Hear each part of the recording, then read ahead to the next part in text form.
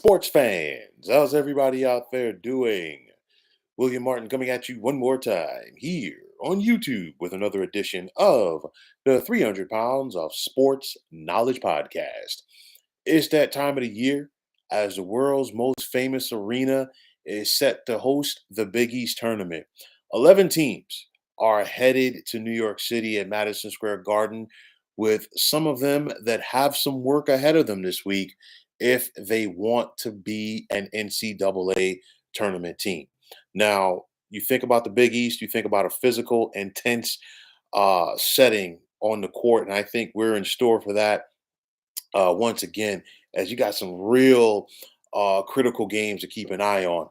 Now, you look at this tournament, which is supposed to start on Wednesday, and right off the bat, the night game, the 6 seed Villanova taking on the 11 seed DePaul. And, for Villanova, they're one of those bubble teams, okay? And they were hopeful to avoid having to play in the first round, but consecutive losses to end the season, both Providence and Creighton have put them in. Pardon me, Seton Hall and Creighton. Villanova did beat Providence. Excuse me. Seton Hall and Creighton have put the Wildcats in this spot. They are the 6 seed, but I will say this: maybe that contest against DePaul, because the Wildcats are going to be heavily favored against the Blue Demons. We know that, but maybe if the Wildcats can get right in that game, get a win, maybe they can get a rhythm for themselves and get going. We've seen it happen before. I go back to 2011 when UConn won the Big East tournament and, of course, won the national championship that year. They came into the Big East tournament as a 9 seed, and a lot of people said, well, maybe Connecticut needs to get their act together.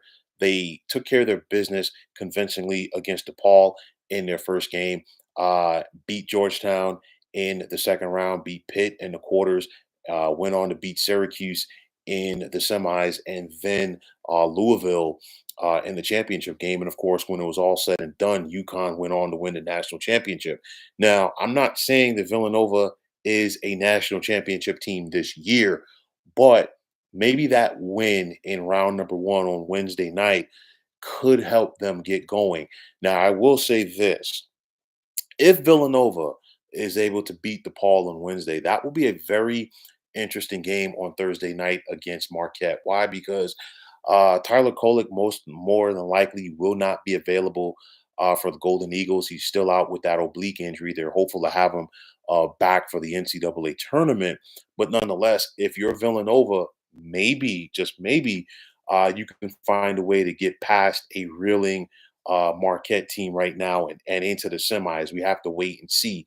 But nonetheless, the Wildcats have their work cut out for them. Another one of those bubble teams, Providence, they take on Georgetown on Wednesday night in the 7-10 game. And the Friars, just like Villanova, they're in must-win mode. They got to win that game. And then they'll have a date with Creighton on Thursday night in the quarters. But nonetheless, if you're Providence, you definitely are coming to New York knowing that you got to take care of some business. A very interesting matchup in the 4-5 game on Thursday afternoon. And the Garden's going to be buzzing because you're talking about Seton Hall, the 4 seed, taking on St. John's. I think Seton Hall is a tournament team, okay? They're one of the two teams that has beaten UConn in Big East play. One of only UConn's 3 losses this season. Then on top of that, they've already swept St. John's, so now they got to go back and do it a third time. But if you're St. John's, you're right there on that bubble. I do think that St. John's is a tournament team, in my opinion, but nonetheless, you don't want to sit up there and be one and done if you're the Johnnies in the Big East tournament. You're sitting on 19 wins. That 20th win would definitely help your resume, and then potentially another shot at UConn in the semis on Friday night. Regardless, that is going to be an intense, Big East semis. If we're talking about UConn getting past either Butler or Xavier, and then taking on the Seton Hall St. John's winner at the Garden on Friday night. Just buckle up for that one. But you're looking at this tournament as a whole, and there are some questions that have to be asked, answered rather. This Johnny's recently, they've responded to Rick Pitino's criticism. They're playing some good basketball Will they be able to do enough to get into the NCAA tournament? We got to wait and see. Marquette, they are a different team, clearly, without Tyler Kolek. He's their best player. But I think it was big for Marquette to go out there and get that win last night without the services of Tyler Kolek against Xavier. I know that this is a down year for the Musketeers, but nonetheless, sometimes you just need to figure things out and get back in the win column. That's what Marquette was able to do. So let's see if they can bring some of that positive momentum to New York City with them as they're looking to get back on track. And like I said, hopefully get their best player back in time for the NCAA tournament. Can anybody slow down UConn? And only three teams have been able to say that they've done that this year. That's Kansas, Seton Hall once, and Creighton once. And you're looking at the Huskies, and I talked about this before this season. Typically, when you think about UConn, when they right after they win a national championship, they really don't have a strong team, with the exception of their 2004 team that won it all. They still had a solid team in 2005, but nonetheless, this Huskies team, Dan Hurley, their head coach, has the foot on the gas. And as he has the foot on the gas, his team is playing like that as well. And they are really feeding off of that. We saw the way that they dominated Providence to close out the regular season last night. And I think the Huskies are heading to New York City with a ton of momentum. They are the best team in this field of 11, as they've been all season long, of course. And barring injuries, they are once again going to be a tough out. But nonetheless, you look at this tournament, and I'm looking for sleepers. And the sleepers I see here, I see Seton Hall, I see St. John's, and I also see Villanova. I really do think if Villanova can find a way to get it together completely and put it together for a couple of games, they got a chance to make a run in this tournament. Villanova is a 6 seed, but that just gives you an idea of how deep and how talented that the Big East is. Because Villanova is a very talented team, but this is a very tough league, and unfortunately for the Wildcats, they have not been able to navigate it consistently enough. Nonetheless, they do have an opportunity to get things on track. And then I look at both Seton Hall and St. John's as potential sleepers here. I think the winner of that game on Thursday is going to have a lot of momentum, feeling good about themselves. If you're St. John's, that means you finally would have beaten Seton Hall this year, and then you would get a rematch with Connecticut, a Connecticut team that you were hyped up for when they came to the Garden several weeks ago, but you just couldn't answer the bell. And then, of course, if you're Seton Hall, you've already beaten UConn on your home floor, but then, of course, they return the favor to you in dominating fashion up in Connecticut. So now we're going to see the rubber match, if you will, potentially on Friday night. So I think those are my three sleepers right there. But at the end of the day, who has the best chance to win?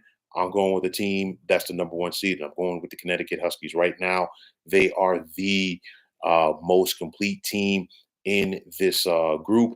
And I think when it's all said and done, they win it all. I know that some people are holding out hope for a 1-2 matchup on Saturday night between UConn and Creighton, a battle of the bigs, and Donovan Clingan for UConn, and of course Ryan Kalkbrenner for the Blue Jays. But nonetheless, I think we are in store for a tremendous week of basketball at Madison Square Garden. Of course, if you're familiar with Madison Square Garden this year, you've been seeing some good basketball from the New York Knicks in the NBA. But nonetheless, it's college kids' turn. The Big East tournament and Madison Square Garden, they're synonymous. They go hand in hand.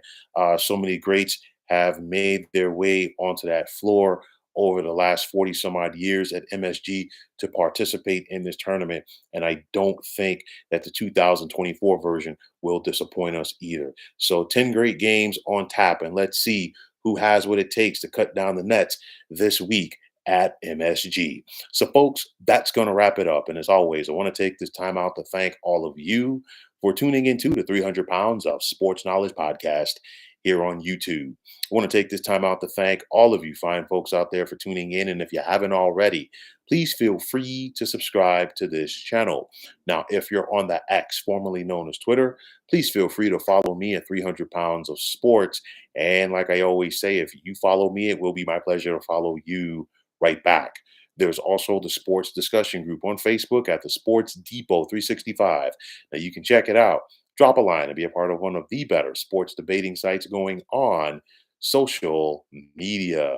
So, once again, fine folks, my name is William Martin, and I am signing off.